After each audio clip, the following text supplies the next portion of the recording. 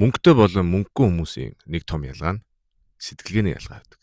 За нөгөө бас нэг том ялгаа нь үр зээлийн ялгаа байдаг. За бид нэр мөнгөтэйч бай, мөнгөгүйч бай, тэ баянч бай, ядуу хүнч бай, бүгд үр зээлтэй байдаг. Тэр үр зээл нь дотроо маш том ялгаатай байдаг. Хай, хөрөнгө оруулагч lifelong learner Тэмүүлэн байна. Энэ удаагийн дугаараар та бүхэнтэйгээ би үр зээлийн тухай ярилцъя гэж бодлоо. Баян хүмүүс яагаад үр зээл авдгийг, тэгээ мөнгөгүй ядуу хүмүүс яагаад үр зээл авдгийг тэр дундх сэтгэлгээний ялгааг ингээд тайлбарлая гэж бодлоо. Ингээд та бүхэн надтай хамт байгаарай. Let's talk about money. Хэрв та манай сувгийг subscribe хийгээгүй subscribe хийгээрэй. Тэрний ордон та бүхэндээ би маш хэрэгтэй танд туслах контентуудыг оруулах болно. Ингээд видеонд орцгоё. За нэгдүгürt нь баян хүмүүс, за мөнгөтэй болъё гэж боддог хүмүүс зээл авахдаа нэг л зорилготой байдаг. За тэр зорилго нь тэр хүмүүсийг улам амжилттай, улам мөнгөтэй болгох тийм зорилго байдаг. Тэгээд баян хүмүүс мөнгөтэй болъё гэсэн хүмүүс ер нь үр зээл гэдэг имийг илүү их мөнгөтэй, илүү их баян болох тэр зүйлдээ ашигладаг. Тэгээд үр зээл авахдаа бизнес эхлэх ч юм уу, янз бүрийн мөнгөөр тэг мөнгө хийх, тэг мөнгийг ажилуулах тийм тал дээр ер нь тэрийг ингээд харж үр зээл авдаг. За нөгөө талаас ядуу хүмүүс, мөнгөгүй хүмүүс үр зээл авахдаа ерөнхийдөө ер нь хэрэглээндээ зориулж үр зээл авдаг. Ганц л зорилго нь ерөөсөө хэрэглээ, өнөө маргааш хэрэглээг зориулж үр зээл авдаг. Өрөөс өөрийн хооронд, зээлээс зээлийн хооронд амьдардаг.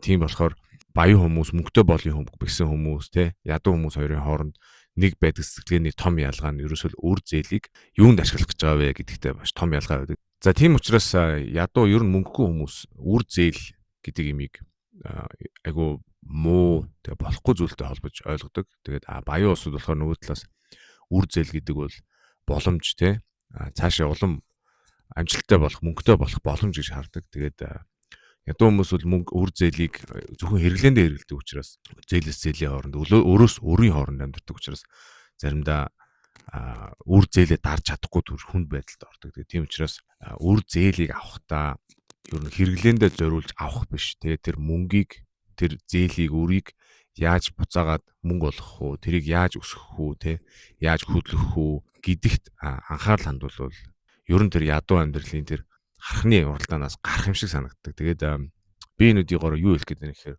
за үр бол тийм муу зүйл биш ээ.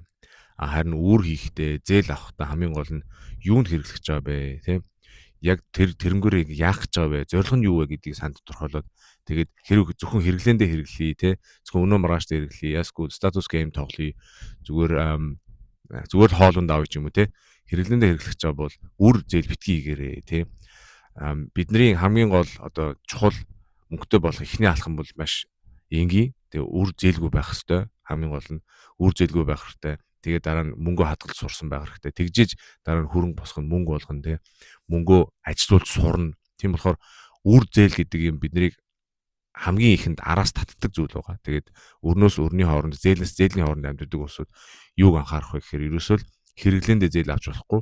Хэрвээ жижиг бизнес, бичил бизнес ч юм уу те тэр өөр зээлийг аваад зээл хийгээд тэрнгээр мөнгө дахиад үйлдвэрлэе, мөнгө босгоё те тэгж бодож ивэл зээл авах нь зүйтэй.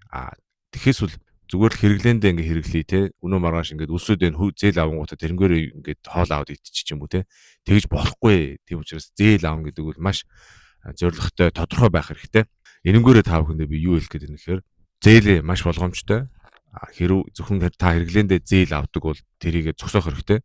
Тэгжээж мөнгөтэй болно. Тэгжээж зээлээ дарна, үргүү болно. Үргүү болж иж дараа нь цааш нь хадгалах мөнгөтэй болно. Тийм учраас зээлээ дарах хэрэгтэй. Зээл хийхээ болох хэрэгтэй.